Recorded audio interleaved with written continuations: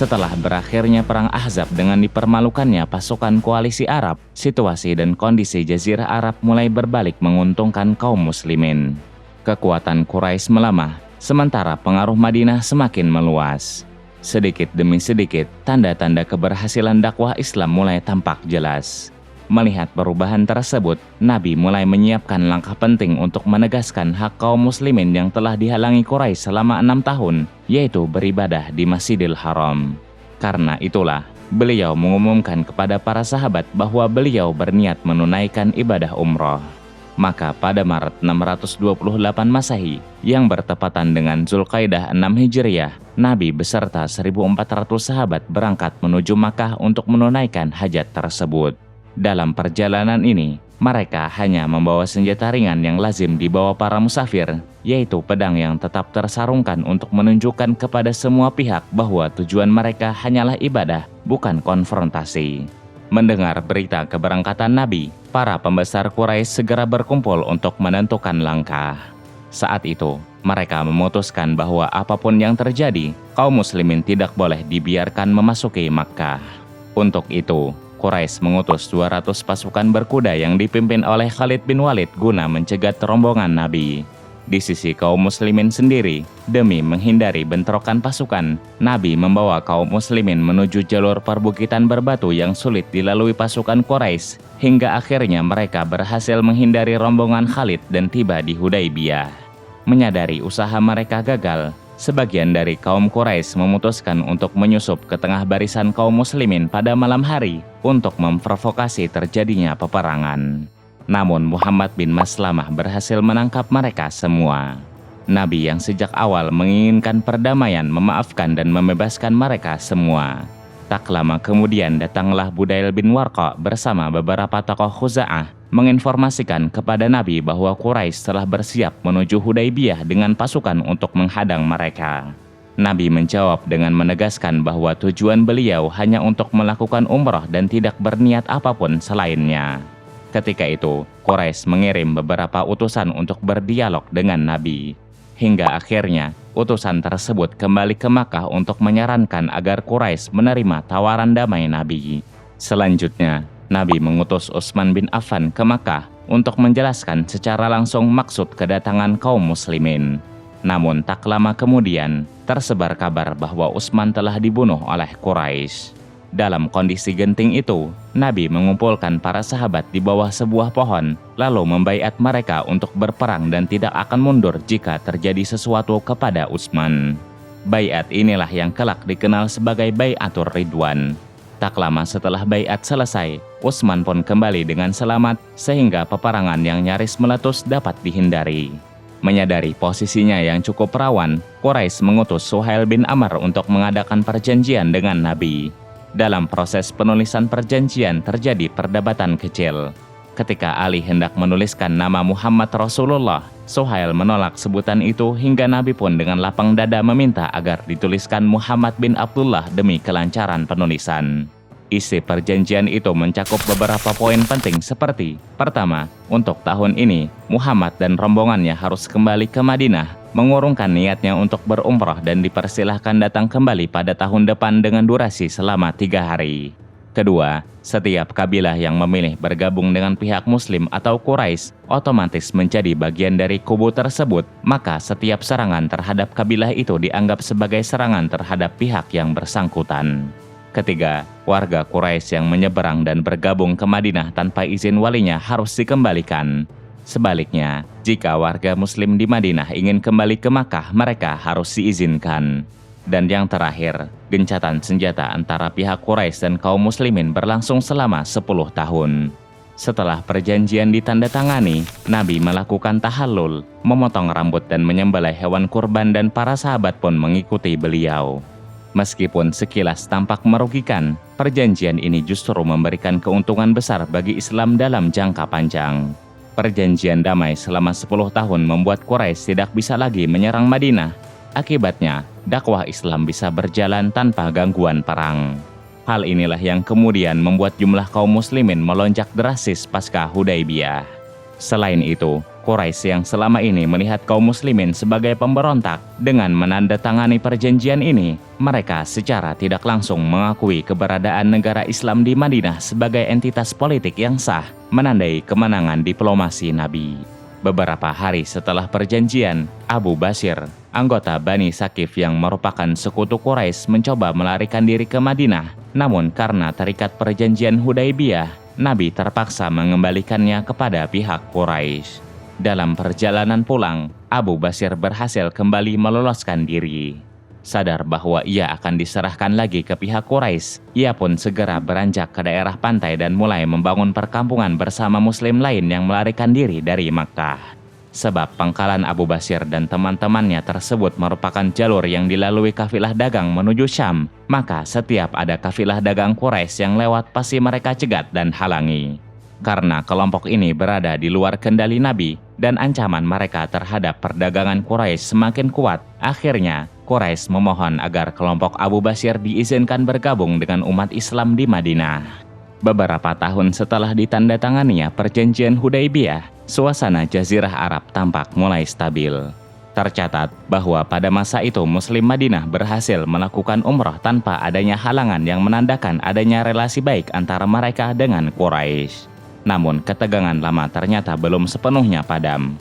Di antara kabilah-kabilah Arab yang terkait dengan perjanjian, terdapat dua kelompok yang sejak dulu saling bermusuhan, Bani Bakar yang merupakan sekutu Quraisy dan Bani Khuza'ah yang berada di pihak Muslim Madinah.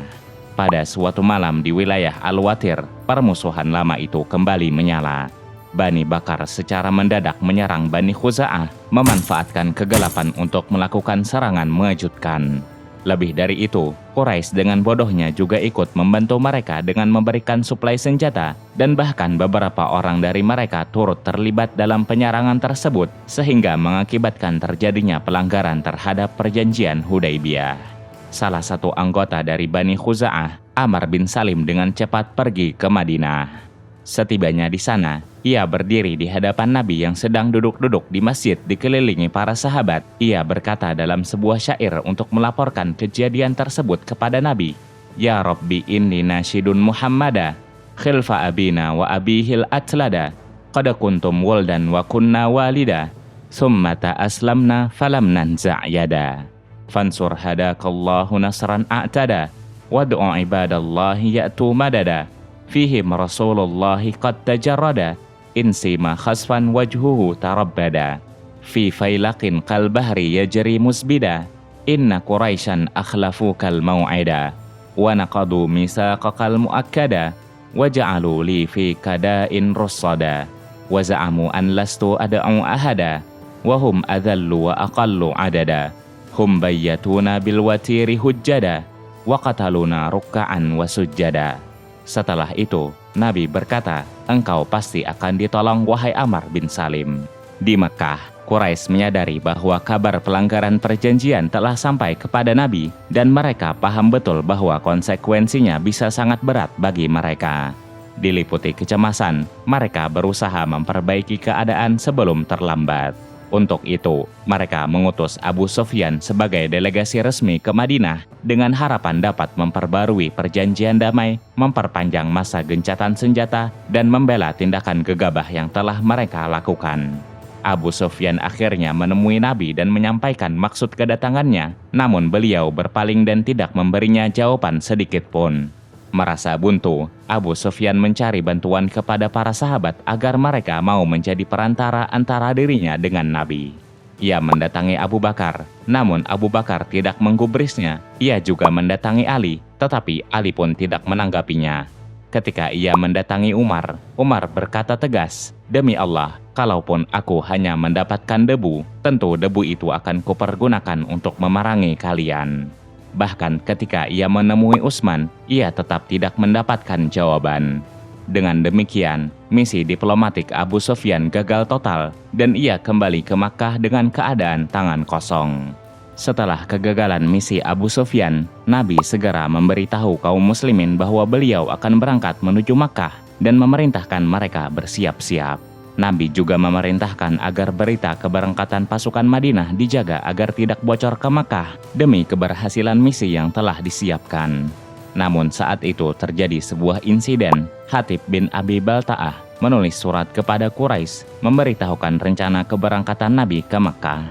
Surat itu dibawa oleh seorang wanita bernama Sarah yang menyembunyikannya di dalam sanggul rambutnya. Setelah mengetahui informasi tersebut, Nabi segera mengutus Ali, Al-Miqdad, dan Az-Zubair guna menyusul wanita itu. Di tempat bernama Raudahah, mereka menemukan wanita itu. Setelah didesak, ia akhirnya mengeluarkan surat yang dititipkan kepadanya. Nabi pun memanggil Hatib dan menanyakan perbuatannya. Hatib menjelaskan bahwa ia melakukannya bukan karena berkhianat, tetapi karena ingin melindungi keluarganya di Mekah. Setelah itu, Nabi pun menerima penjelasannya. Pada Desember 629 Masehi, bertepatan dengan Ramadan 8 Hijriah, Nabi berangkat menuju Makkah bersama 10.000 pasukan yang terdiri dari kaum Muhajirin, Ansar, serta berbagai kabilah Arab lainnya. Mereka terus bergerak hingga tiba di Marra Zahran yang berjarak sekitar 16 km dari Makkah dan berkemah di sana. Pada malam itu, Abu Sufyan keluar mencari kabar. Melihat begitu banyak api unggun, Abu Sufyan bertanya heran siapakah yang menyalakan api sebanyak itu. Saat mereka berbicara, Abbas, paman Nabi, mengenali suara Abu Sufyan dan langsung memanggilnya. Abbas memberitahukannya bahwa itu adalah Nabi bersama pasukan Madinah. Ia kemudian menambahkan, "Naiklah bersamaku di belakang keledai ini agar aku dapat membawamu menghadap Nabi. Mintalah perlindungan darinya sebelum beliau memasuki Makkah dengan kekuatan penuh. Jika beliau masuk secara paksa, itu berarti kehancuran total bagi Quraisy." Abu Sufyan menerima tawaran itu dan mereka pun menuju perkemahan kaum muslimin. Di hadapan Nabi, akhirnya Abu Sufyan mengucapkan kalimat syahadat. Dan atas permintaan Abbas, Nabi memberi Abu Sufyan kehormatan. Siapa yang masuk rumahnya Abu Sufyan akan aman. Begitu pula siapa yang masuk masjid atau menutup pintu rumahnya. Pada Selasa pagi hari 17 Ramadan, Nabi meninggalkan Marra Zahran menuju Makkah. Di tempat bernama Dzutua, Nabi membagi pasukan menjadi 4 kelompok. Beliau menugaskan pasukan pertama di bawah komando Zubair bin Awam untuk memasuki kota dari arah utara. Pasukan kedua dipimpin oleh Khalid bin Walid yang sebelumnya sudah masuk Islam untuk memasuki Makkah dari arah selatan.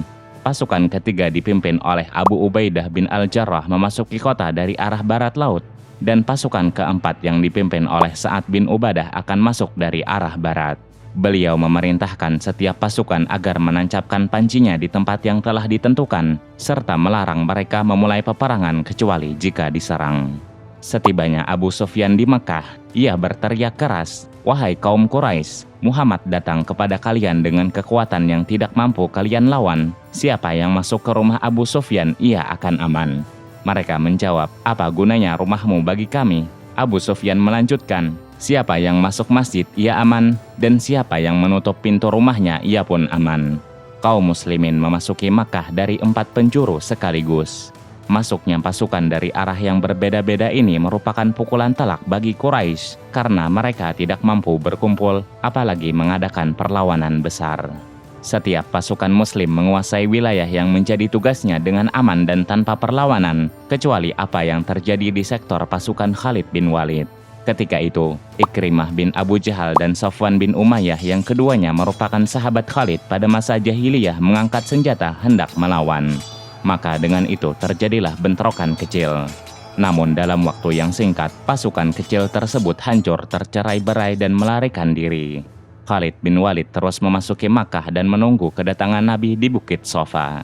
Ketika itu, Nabi sendiri memasuki Makkah dengan kepala yang tertunduk sebagai wujud kerendahan hati. Beliau membaca surah Al-Fat sebagai simbol kemenangan hingga memasuki Masjidil Haram. Setelah mencium Hajar Aswad, Nabi melakukan tawaf mengelilingi Ka'bah. Di tangannya terdapat busur yang beliau gunakan untuk meruntuhkan berhala-berhala di sekitar Ka'bah yang jumlahnya mencapai 360. Sambil menghancurkannya, beliau mengucapkan, "Ja'al haqqu wa zahaqal batilu, innal batila kana zahuqa." Nabi kemudian masuk ke dalam Ka'bah, menghancurkan berhala-berhala di dalamnya dan menghapus seluruh praktik jahiliyah yang ada di sana. Beliau kemudian menyerahkan kembali kunci Ka'bah kepada Utsman bin Talha, penjaga yang memang telah ditetapkan sejak masa jahiliyah. Setelah itu, Nabi bertakbir di setiap sudutnya, lalu beliau memerintahkan Bilal untuk naik ke atas Ka'bah dan mengumandangkan azan. Pada hari itu, Nabi memberikan pengampunan umum kepada seluruh penduduk Makkah, meskipun mereka pernah menyakiti beliau dan menantang dakwahnya dengan berbagai cara. Sikap mulia ini membuat penduduk Makkah, laki-laki, perempuan, orang merdeka hingga para budak masuk Islam dengan penuh kerelaan. Nabi lalu membaiat seluruh penduduk Mekah untuk berpegang teguh pada Islam serta menaati Allah dan Rasul-Nya sesuai kemampuan mereka. Inilah kisah penaklukan kota Mekah, peristiwa besar yang menjadi titik runtuhnya paganisme di Jazirah Arab. Sebelumnya, seluruh mata tertuju pada bagaimana akhir dari permusuhan panjang antara kaum muslimin dengan Quraisy. Ketika akhirnya Makkah ditaklukkan, manusia pun berbondong-bondong memeluk agama Islam. Kasih sayang, kelapangan hati, dan pemaafan menjadi tonggak keagungan peristiwa ini. Peristiwa besar ini juga mempercepat perluasan pengaruh Islam dan menjadikan negara Islam di Madinah sebagai kekuatan besar yang baru bangun, teratur, disiplin, dan disegani di seluruh dunia.